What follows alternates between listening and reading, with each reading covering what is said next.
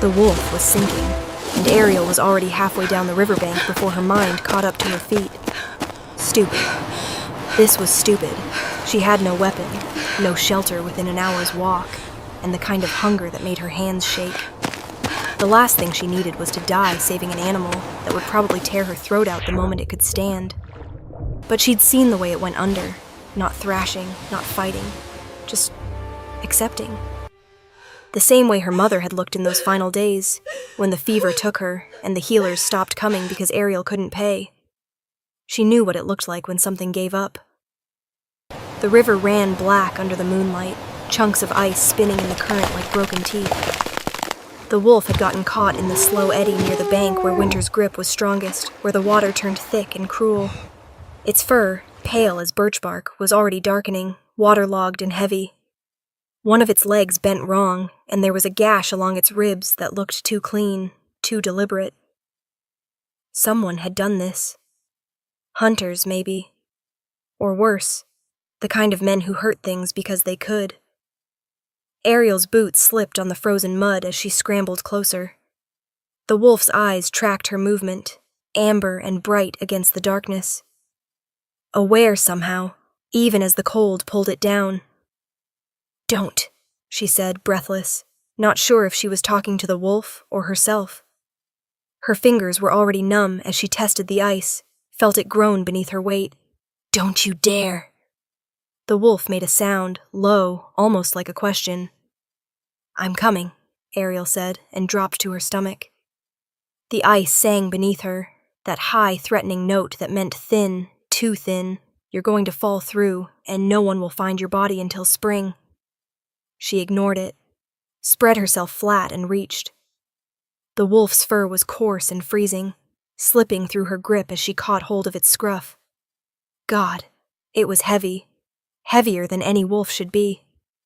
She pulled, her shoulders screaming, the ice cracking beneath them both in a sound like breaking pottery. "Come on!" she gasped, pulling harder, her feet scrabbling for traction. The wolf tried to help, its good legs kicking weakly, and together they surged forward onto solid ground, in a tangle of wet fur and frozen fabric. Ariel rolled onto her back, gasping, staring up at the stars that glittered cold and distant overhead. Her heart pounded against her ribs. Her fingers had gone past pain into something worse, a distant burning that meant frostbite if she didn't find fire soon. Worth it, though. Somehow worth it. She turned her head to look at the wolf. At him, she could tell now, this close. He was watching her, his breathing shallow and labored, that gash still weeping red onto the snow. He was dying. She'd just traded her own life for a few more hours of his, and they'd both probably be dead by morning.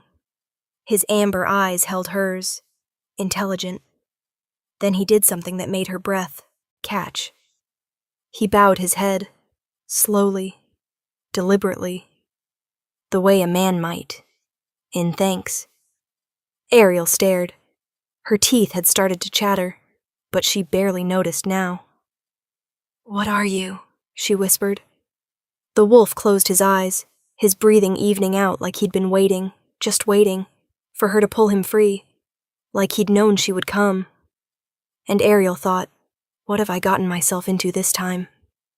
Before we continue, please like this video and subscribe. It will make my day. Now back to our story. The shepherd's hut was barely standing. Ariel had found it 2 days ago, roof half caved, door hanging on one hinge, but it had walls, and that was more than she'd had in weeks. She'd stuffed the gaps with dead grass and her spare shirt, built a fire pit from river stones. It wasn't home, but it was hers. Now she was dragging a dying wolf toward it, her arms burning, her lungs screaming for air. He was too heavy. She had to stop every few minutes, her vision swimming, her hands so numb she could barely feel the fur anymore. The wolf didn't fight her. Didn't help much either, just a dead weight she pulled inch by inch through the snow, leaving a bloody trail behind them. "Almost there," she said, because talking kept the panic at bay. Kept her from thinking about how she was going to die out here, how no one would know or care. just a bit further. The wolf's eyes cracked open, still watching her. Stop looking at me like that, Ariel muttered. Like you know something I don't. It took another 20 minutes to get him inside. She collapsed against the wall, chest heaving, her whole body shaking. The wolf lay where she'd dragged him, his breathing shallow and wet. The gash along his ribs had started bleeding again. She should leave him, conserve what little warmth she had left for herself, let nature take its course. Instead, she built up the fire. The flames caught slowly, grudgingly, like they resented being asked to burn in this cold. Ariel fed them carefully, a few twigs, then larger branches, until she had something that might actually keep them alive through the night. The wolf watched her work, his amber eyes reflecting the firelight. I don't have bandages, she said, stripping off her outer layers. Her fingers were clumsy, barely responding. I don't have medicine. I don't even have clean water. But she had her undershirt, mostly clean. She had fire to heat snow, and she'd watched the healer's hands when they worked on her mother, back before everything fell apart. She worked in silence, cleaning his wound as best she could, pressing fabric against the bleeding until it slowed. The wolf made small sounds, not quite whimpers, more like held-back growls. Pain he was trying not to show. I know, Ariel said softly. I know it hurts. His leg was worse. Definitely broken. The bone shifted wrong beneath the skin. She couldn't set it properly, didn't have the knowledge or materials. All she could do was splint it with branches and hope. By the time she finished, her hands were shaking again. Not from cold this time, from exhaustion, from adrenaline crash, from the sudden realization of what she'd done. She'd saved a wolf. A Basimusav intelligent wolf that could kill her the moment it recovered. And she was trapped in a hut with it, in the middle of winter, with no way out. Well, she said to the darkness, at least I won't die alone.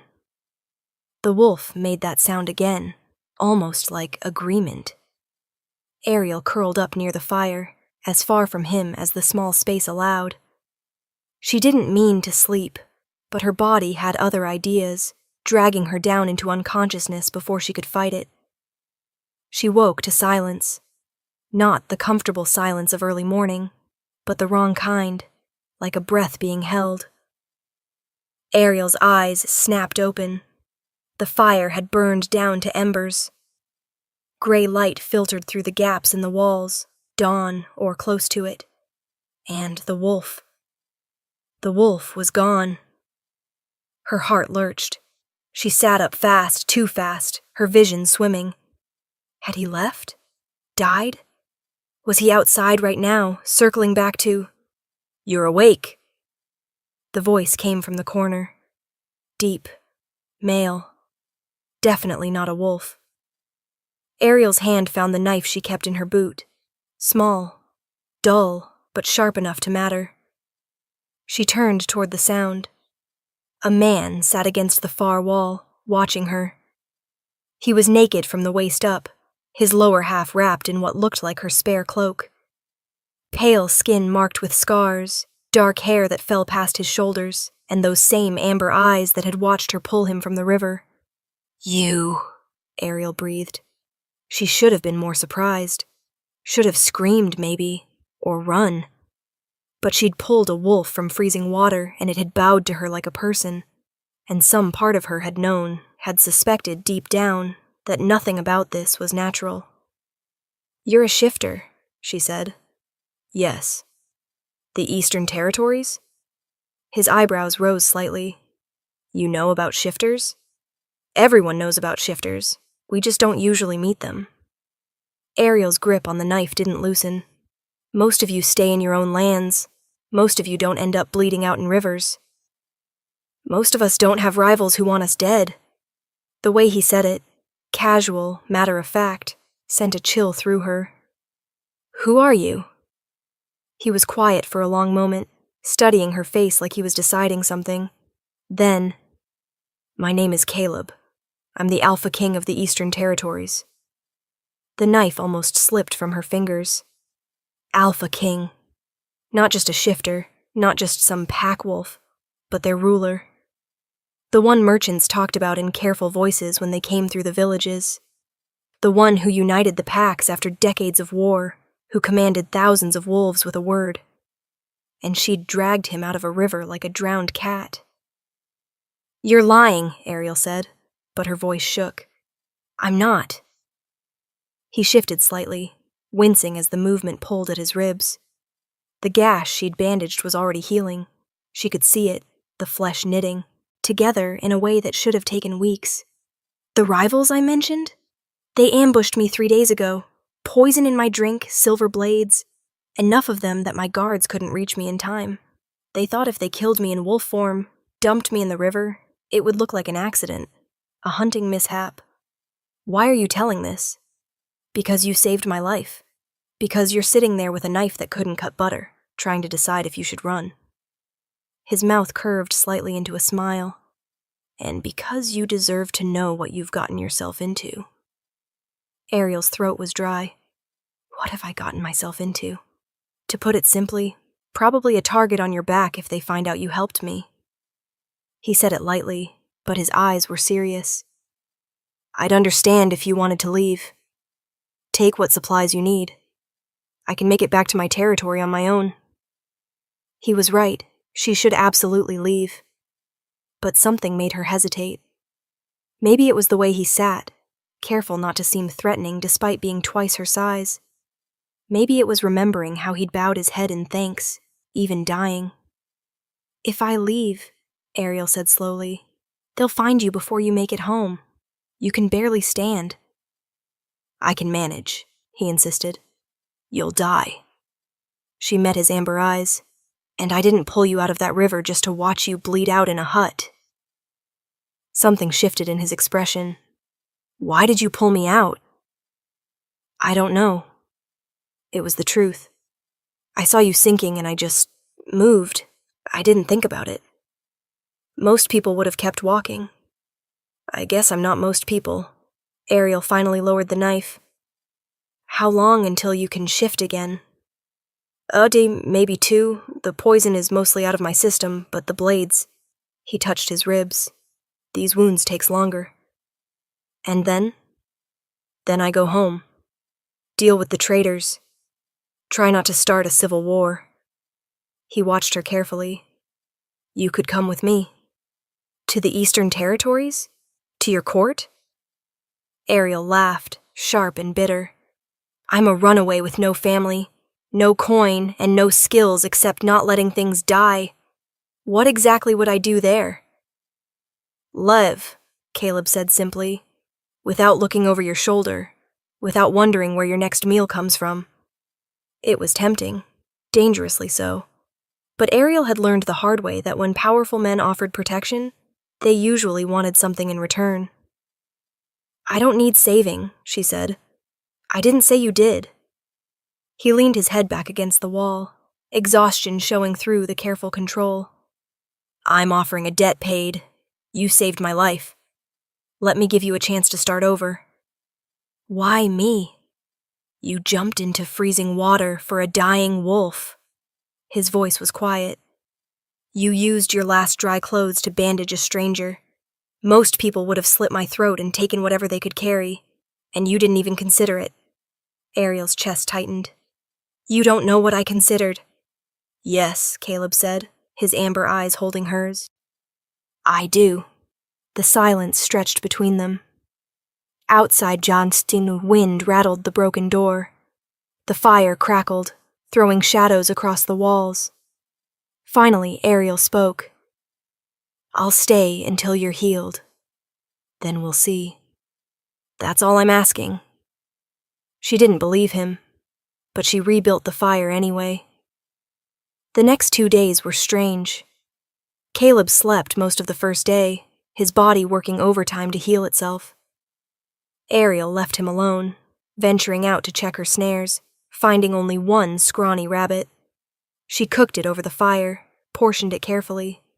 When Caleb woke, she offered him half. He stared at the meat like she'd offered him a crown. "When did you last eat?" he asked.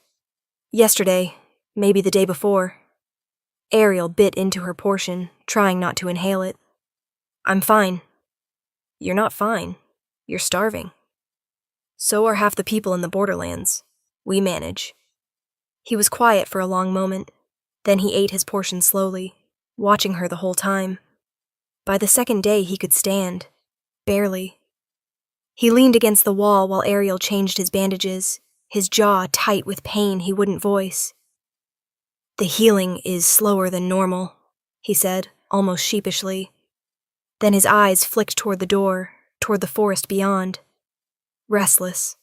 Worried. "They're looking for you," she concluded. "Your people." "Yes." "So why haven't they found you?" "I told them to search east." Caleb's voice was flat. "I didn't expect to be ambushed.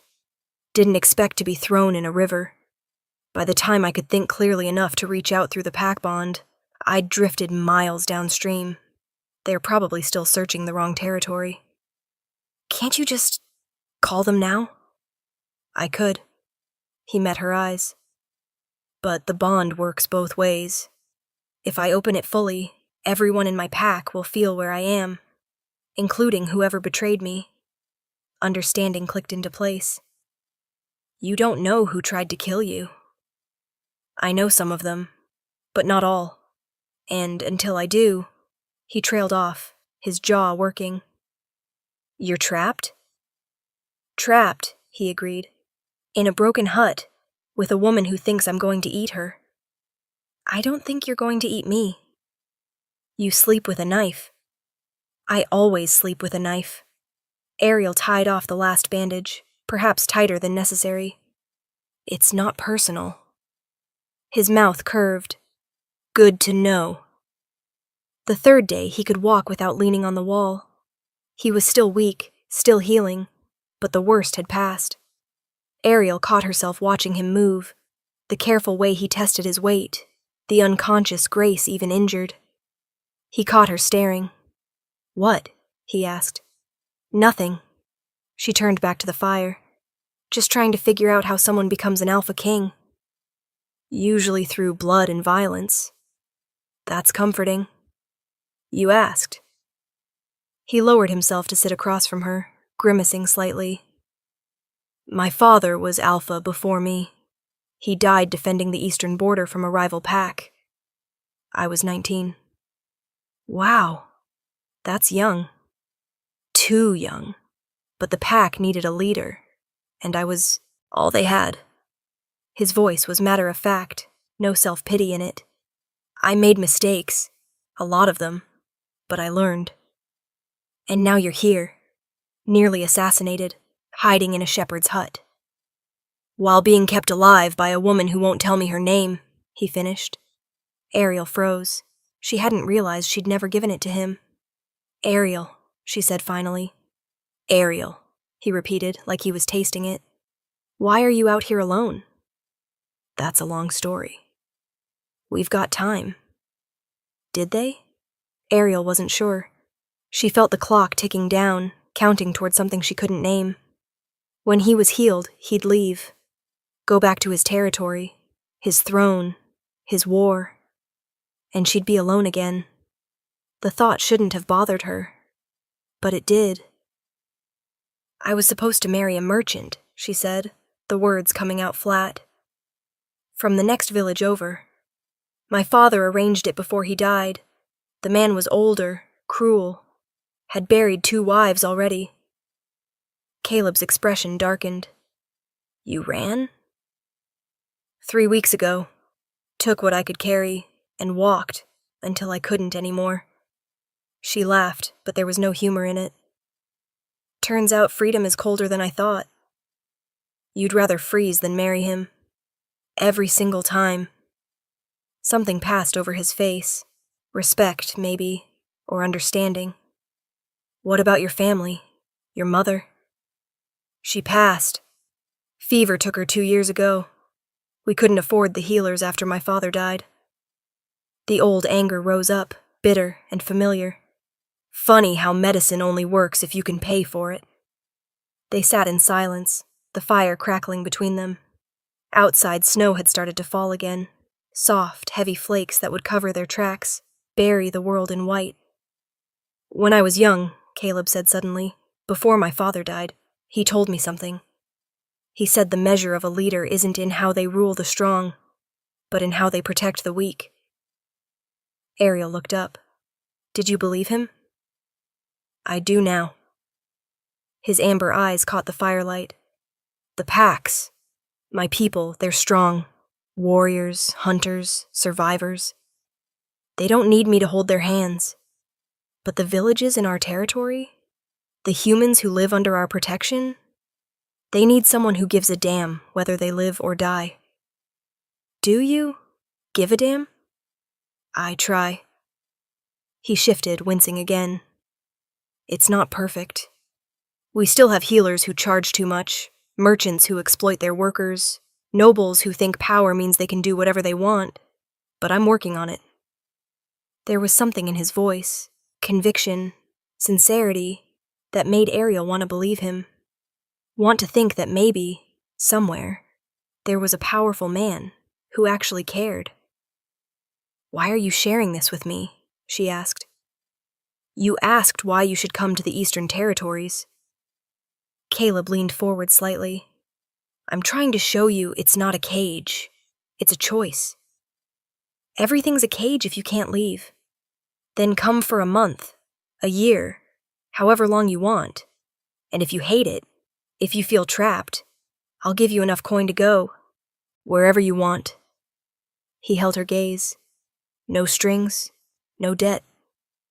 Ariel wanted to say no, wanted to keep her walls up, her independence intact. But my God, she was tired. Tired of running, tired of cold, tired of being alone. I'll think on it, she said. It was the closest to yes she could manage. On the fourth day, wolves came. Ariel heard them before she saw them, the crack of branches, the whisper of paws on snow. She grabbed her knife, pressed herself against the wall beside the door. Caleb was on his feet instantly, his body between her and the entrance despite his injuries. How many? He asked, his voice low. I don't know, 3, 4. They're mine, he whispered. How do you know? I can feel them. His eyes had gone distant, unfocused. They're searching. They must have finally tracked. The door burst open. A massive gray wolf filled the entrance, lips pulled back in a snarl. Behind it, 2 more, one black, one rust-colored. They froze when they saw Caleb, their aggression melting into something like shock. Then they shifted. It was nothing like the stories. There was no dramatic transformation, no painful contortion. One moment they were wolves, the next they were naked humans, dropping to one knee in the snow. Your Majesty, the gray one said, a woman, Ariel realized, with short dark hair and scars across her shoulders. Thank God. We've been searching. I know. Caleb's voice was steady, commanding. Report. The ambush was organized by Lord Thorne and his faction. We have proof now, correspondence, witnesses. He's been arrested along with 6 others, but there may be more. We needed to find you before... The woman's eyes cut to Ariel, narrowed with suspicion. Who is this? The reason I'm alive. Caleb didn't elaborate. Get dressed, all of you. We'll talk inside. They obeyed instantly, pulling clothes from packs they'd carried in wolf form. Ariel pressed herself further into the corner, her knife still gripped tight in her hand. The woman, Vera, she learned, kept staring at her. So did the others, like they were trying to figure out if she was threat or victim. How did you find me? Caleb asked once they were settled. We expanded the search west, found tracks near the river, human and wolf. Followed them here. Vera's tone was professional, but her eyes kept drifting to Ariel. We didn't expect to find you with company. Ariel pulled me from the river, kept me alive. Caleb's voice had taken on an edge. She's under my protection. Make sure everyone knows that. Of course, Your Majesty. But Vera didn't look happy about it. We should move you back to the palace. You need proper healing, protection. I need to know who else was involved in the assassination attempt. How deep does Thorne's faction go? Deep enough. The rust-colored wolf, Marcus, the other man, spoke up. He had supporters in the guard, maybe even in the inner council. Caleb's jaw tightened. Then we proceed carefully. Vera, I want you to. They kept talking, planning, strategizing. Ariel stopped listening. She watched the way they deferred to him, the way he commanded without raising his voice. This was the Alpha King. Not the injured man she'd bandaged, not the person who'd shared her rabbit. This was power, authority, the weight of thousands of lives, and she didn't belong anywhere near it. I should go, Ariel said quietly. Everyone stopped talking. Caleb turned to her, something unreadable in his expression. Go where? He asked. I don't know. South, maybe. Find another village. She set the knife down, a gesture of surrender. You're safe now. You don't need me. That's not the point. Then what is? Caleb crossed the small space between them. His pack watched, silent and attentive. Come with us, he said, to the Eastern Territories. Keep the promise you made. I promised to stay until you were healed.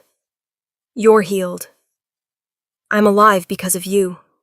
That debt doesn't disappear just because my pack found me. I don't want your debt. Ariel met his eyes, willing him to understand. I don't want to be someone's obligation. You're not an obligation. His voice dropped lower, meant just for her. You're a choice I'm making. Let me make it. Something in her chest ached. She wanted to say yes. Wanted it so badly it scared her. But wanting things had only ever hurt her before. I need time, she said. To think. Caleb studied her face. Then, slowly, he nodded. We're leaving at dawn. If you're here, you're coming with us. If you're not... He paused.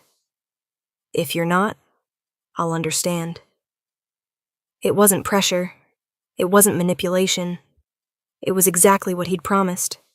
A choice. Ariel hated him a little for that. She didn't sleep that night. The wolves had set up a perimeter around the hut, taking shifts. Ariel could see them through the gaps in the walls, silent shadows moving through the trees, protecting their king. Caleb slept near the fire, his breathing deep and even, healed enough now to let his guard down. Ariel sat with her back against the wall, her pack already gathered beside her. Not much, spare clothes, flint, a water skin, everything she owned in the world. She could leave, slip out past the guards, disappear into the forest before anyone noticed. She'd done it before. She knew how to vanish. But then what? Another village, another refusal to bow to some merchant or lord, another winter scrambling for survival. The same cycle, over and over, until eventually she got too slow or sick or tired, and the cold finally won. Or she could go with him, risk trusting someone, risk believing that maybe, this once, a powerful man meant what he said. Risk opening herself up to disappointment, betrayal, all the things that had broken her mother. The thought terrified her, but staying in the cold terrified her more. Dawn came gray and quiet. Ariel watched the light filter through the broken roof, painting everything silver. The wolves were already stirring, preparing to move. Caleb opened his eyes, found her immediately. Have you decided? He asked. Ariel stood, slinging her pack over her shoulder. Her heart was hammering, her mouth dry. I'll come, she said. For now. But if I don't like it, if I feel trapped, I'm leaving. Understood. And I'm not bowing to you, or calling you Your Majesty, or any of that. His mouth curved again into a smile that was growing on her. Also understood.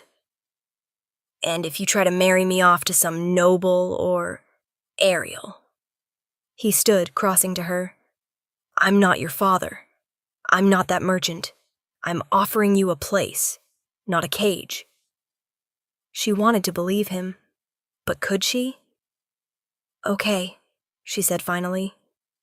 They left as the sun broke over the trees. Vera and the others shifted into wolves, carrying their packs in their jaws. Caleb stayed human, walking beside Ariel as they moved through the forest. He didn't walk ahead of her, didn't treat her like luggage to be carried. He walked with her, matching her pace, like they were equals. It was such a small thing. But it made something in Ariel's chest ease, just slightly. Maybe this wouldn't be a mistake after all. The Eastern Territories were nothing like she'd imagined. Ariel had expected stone walls and cold formality. What she got was a sprawling complex built into the mountainside. Wood and stone blended together, smoke rising from dozens of chimneys, wolves in both forms moving through wide courtyards. It felt lived in, real. Home, Caleb said, watching her take it in. It's big. It houses nearly 300 pack members, plus support staff, plus families. It needs to be big. He glanced at her.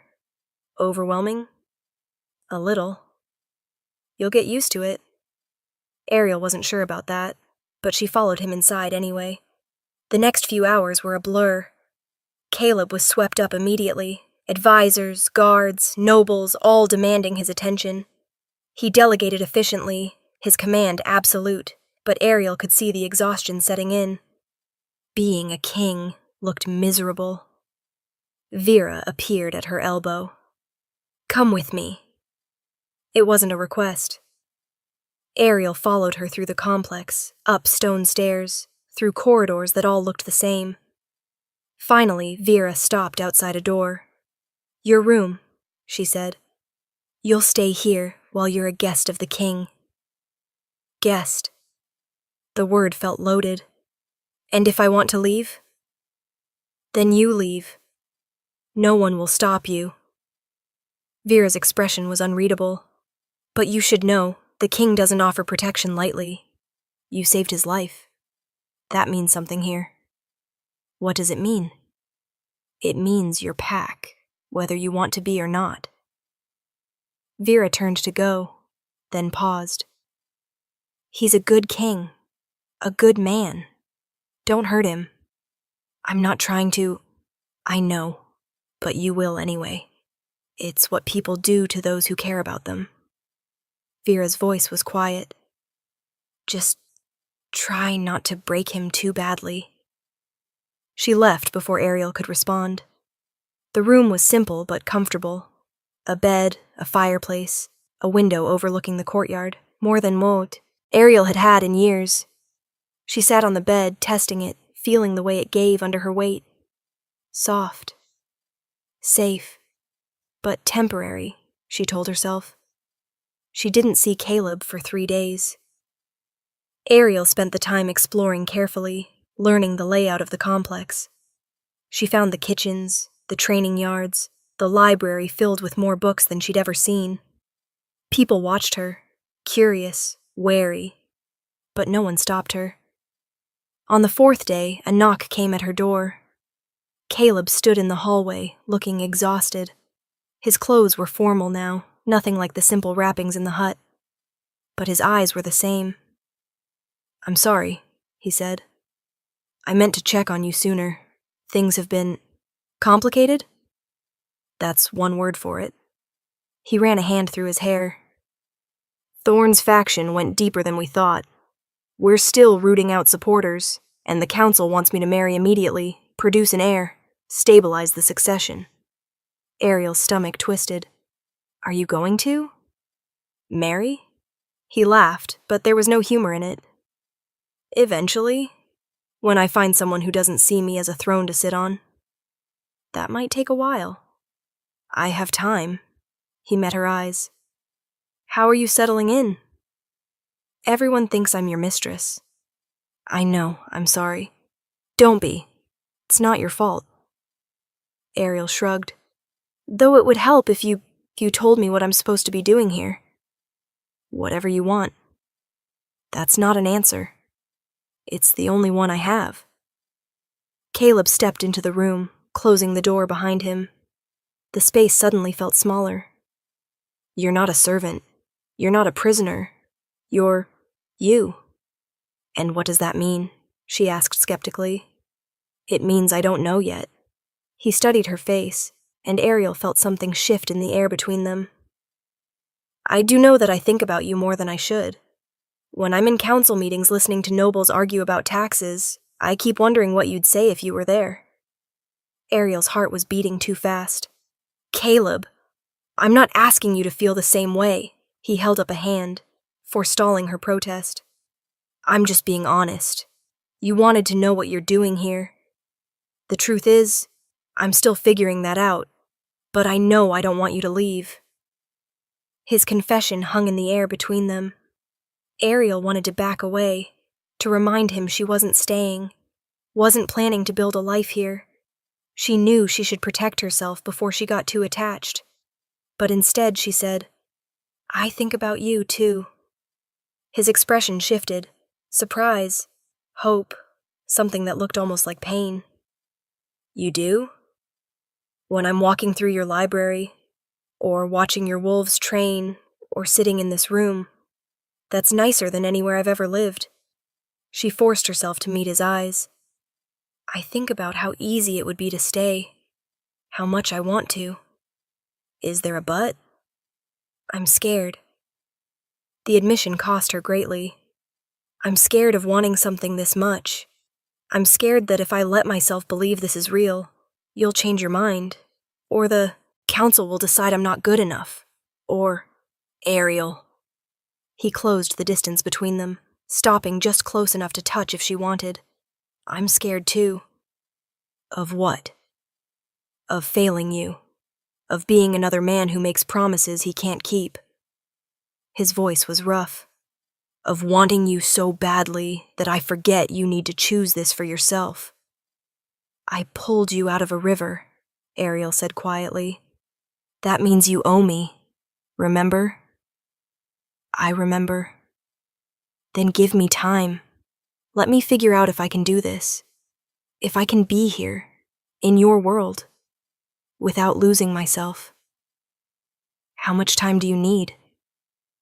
I don't know. She reached out, her fingers brushing his. The contact sent warmth through her. But I'm not leaving tomorrow, or the day after. I'm here. That's all I can promise right now. Caleb's hand closed around hers, gentle but certain. That's enough, he said. And Ariel, despite everything, believed him. Weeks passed. Ariel found her rhythm slowly. She spent mornings in the library, teaching herself to read better. Afternoons, she watched the training yards, learning the pack dynamics. Evenings, she had dinner with Caleb when he wasn't too swamped with king duties. It was nice. Strange, but nice. She also learned things about him. Small things. The way he always gave the last portion of food to someone else. How he listened to the lowest-ranked pack member with the same attention he gave his advisors. The scars on his back from battles he'd fought to protect people who couldn't protect themselves. He was nothing like the merchant. Nothing like the men she'd spent her life fearing. But that scared her most of all. He was unprecedented. One evening, she found him on a balcony overlooking the mountains. He looked tired, the kind of tired that sleep wouldn't fix. Bad day? She asked. We lost a village. His voice was flat. On the border. Rogues attacked before we could get forces there. 15 dead, including children. Ariel's chest tightened. I'm sorry. I should have been faster.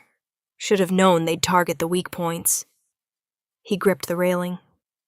I can't protect everyone. No matter how hard I try, I can't. No one can protect everyone. Then what's the point? He turned to her, and she saw the weight he carried. Not just power, but responsibility for every life in his territory. What's the point of being king if I can't keep people safe? Ariel thought about her mother, about the healers who'd stopped coming, about all the times no one had protected her. The point, she said slowly, is that you try, even when you fail, even when it hurts. She moved closer. You're not a god, Caleb. You're just a man doing his best. And sometimes that's enough. It doesn't feel like enough. It never does. She took his hand, lacing her fingers through his. But you're still here, still fighting. That matters. He looked down at their joined hands. When he spoke, his voice was rough.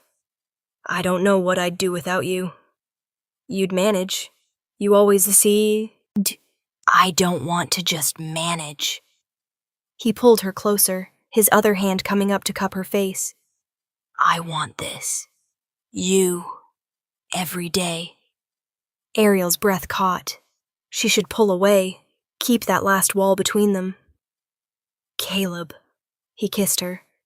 It was nothing like she'd imagined. Gentle instead of demanding. A question instead of a claim. His lips were warm, his hand steady on her face.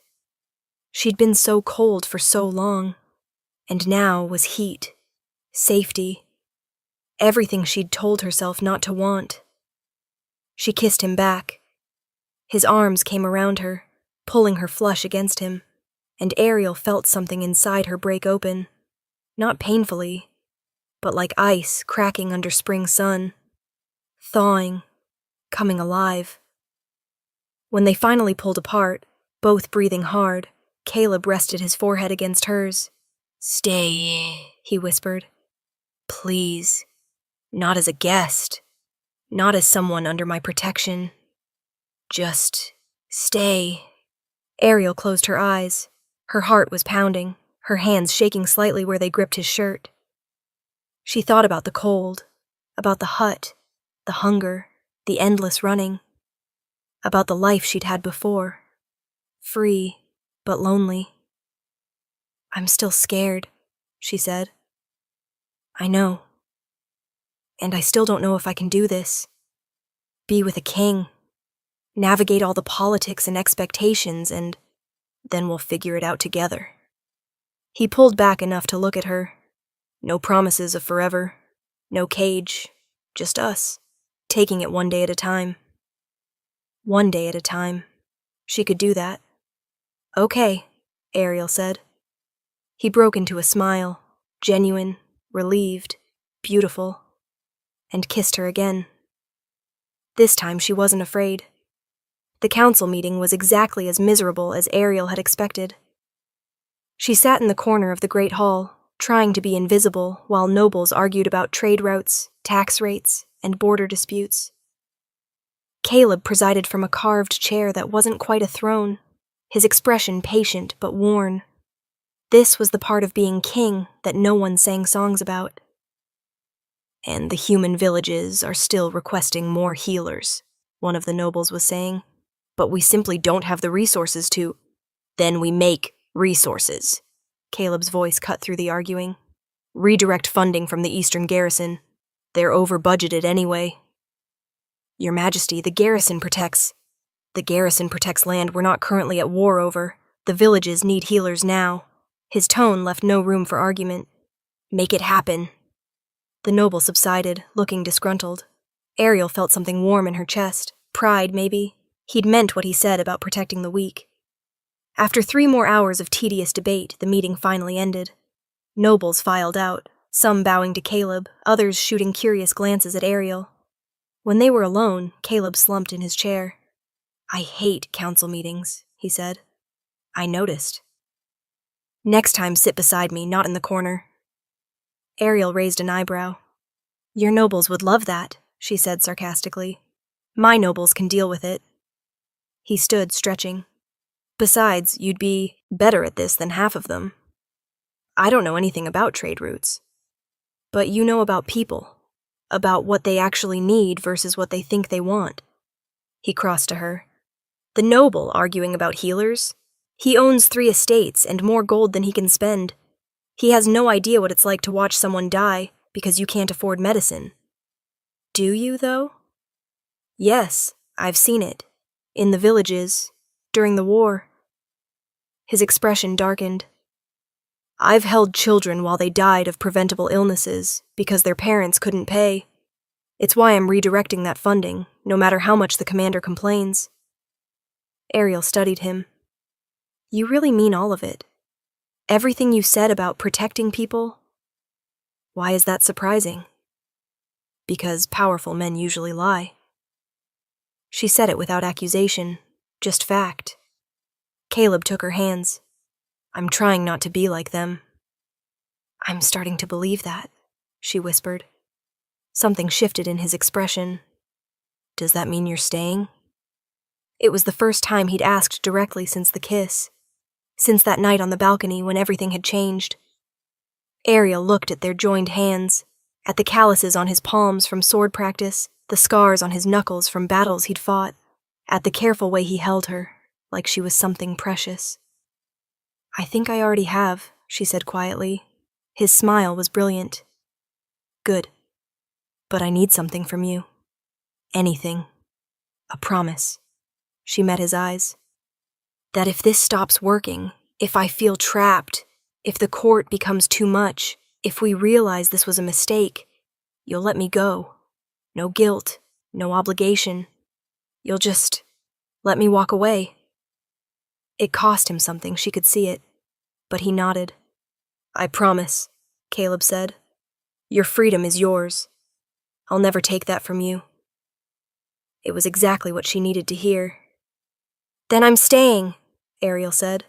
For real this time. He pulled her close, burying his face in her hair, and Ariel felt his chest shudder with relief. Thank you, he whispered. For what? For taking a chance. For not running. He pulled back enough to look at her. For pulling me out of that river. Ariel laughed, the sound surprising her. That was just me being stupid. No, Caleb said seriously. That was you being brave. There's a difference. Maybe there was. Maybe it had been the smartest thing she'd ever done. 3 months later, Ariel stood in the same great hall for a very different kind of meeting. Caleb had called a gathering of all the major packs, not a war council, but something quieter.